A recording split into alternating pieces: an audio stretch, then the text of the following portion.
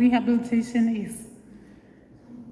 Most people thought, well, if you go through the hospital, you have your operation done, then you can go home. Nobody thinks this should be part and parcel of that, right from your operations. From some of us who are physiotherapists, we know from day one of operation, you're already supposed to be thinking of your functional outcomes. But unfortunately, this lack of understanding, of clarity of what rehabilitation is one of the factors that we see. It's not only what they have found out in literature, it's also what we experience in our countries. Also governance issues. We also, from their literature, they also show that, if you don't have structures or governance structures or reduce fragmentation of different or pockets of organizations that are trying to do this and that, you need to have people coming together, domestic advocacy about the need for rehabilitation, also transnational, even, creating awareness, coming together like this to help encourage countries to come to consider adequate policies to rehabilitate people. And also just looking at the structural issues, the capacity of the country, this can either constrain or enable prioritization. So if we don't have enough capacity, infrastructure-wise, funding, deliberately funding rehabilitation, whether it's the infrastructure or the professionals, that is going to be a problem. So this finding was quite interesting to me because this is basically what we see in developing countries. First of all, we need to understand what is rehabilitation. And we should also appreciate how functional is benefiting somebody with an injury, somebody with born with the disability. And then have governance structures and then have structures in place to assist or support this.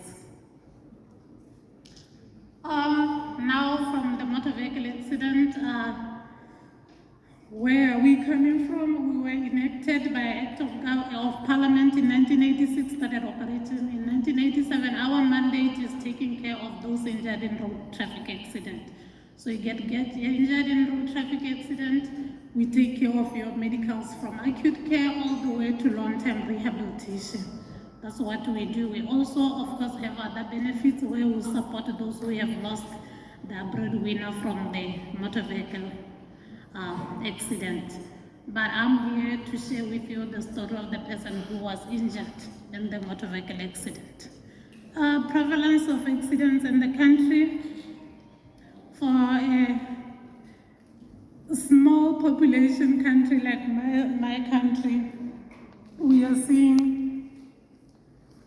the motor vehicles, we are losing around more than 400 people on an annual basis from road accidents. We are seeing the motor vehicle accident being the leading cause of death, leading cause of disability for young people, young economically active people. So you can imagine the socio-economic impact of this. They're leaving the families behind, they're leaving the parents behind who are aging and counting on them to take care of them. So that is just one of the examples of one of the accidents that happened in the country. And from Motor Vehicle Accident Fund, we came up with strategies. We have our case management, 5 minutes? Okay, we have the case management strategy where it helps us prioritize the patients. Our aim is early intervention, screening patients so that we know which ones who were working that we need to have a specialized rehabilitation plan to return them to work, and also do the vocational training, and also social rehabilitation where we can do modifications of their home and their workplace to encourage them to go back to work. Just in summary now, to summarize what's happening with our case, because I'm told my time has run out. I was going to share the story of a victim of motor vehicle accident. That is his actual crash. That happened was a 38-year-old who then had a spinal cord injury from the accident, and we had to start the rehabilitation. His rehabilitation, paraplegic, obviously needing rehabilitation. He had his spinal stabilized in the country, and there were complications with his stabilization. Then he was restricted bed rest for weeks before he can start his rehabilitation. So you already can imagine how much he's losing. For all that time he couldn't start his rehabilitation. He was on bed rest for 6 weeks, but finally, once he was stable, we were able to fly him and the wife, fortunately, to India for his rehabilitation. 21 weeks of rehabilitation, and then he was flown back into the country. Now, this is where the biggest challenge is also we are experiencing. Once he's back in the country, he wants to go back to work. The employer says, no, I can't take you back. And I think somebody yesterday talked about the legislation. We also need the legislation to support that, to say, you're supposed to take somebody back.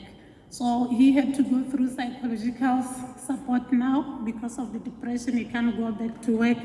But anyway, the beauty of it is that at the end, we were able to place him somewhere. One of the mining companies in the country recruited him, hired him, and he's working in the Occupational Health and Safety Department of the mining department. And to close that, the gaps, of course, is the lack of rehabilitation center, the lack of professionals, the fact that we have to refer our patients outside the country for rehabilitation with no family support. Those are some of the challenges, the lack of legislations that are supporting what we are trying to do. And then as a call of action, or even final thoughts of it, we know this is a leading cause of disability for young people. These are people who are still contributing to the economy of the country. So at the end, we are creating awareness. We are saying to anyone who has political power in our country, anyone who has ears to listen, to say, rehabilitation is the way to go. Thank you.